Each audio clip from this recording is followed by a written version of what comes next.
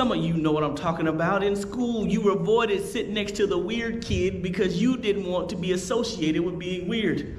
And even in the church, what they do is they hide behind this thing. They say, oh, the Bible says we shouldn't even give off the appearance of evil, so we won't sit with certain people because we don't want to be incorporated into whatever they were doing. And the reason why those folks was looking at me funny on the bus is because the kid I ended up sitting next to was somebody who didn't like people who looked like me. So they figured if I was sitting with him, I was in some way supporting his views. And that's why we sit where we sit.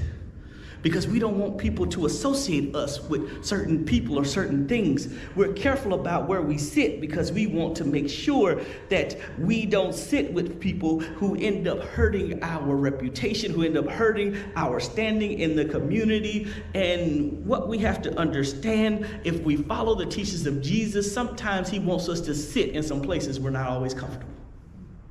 There are times where God requires us to sit with folks that are going through, to sit with people who are hurting, to sit with people who don't even know God, to sit with folks in the middle of their mess, in the middle of their heartbreak, in the middle of their frustration. Aren't you glad that somebody took the time to sit with you when things were going rough, when your situation didn't look like it was going to work out, when folks were talking about you?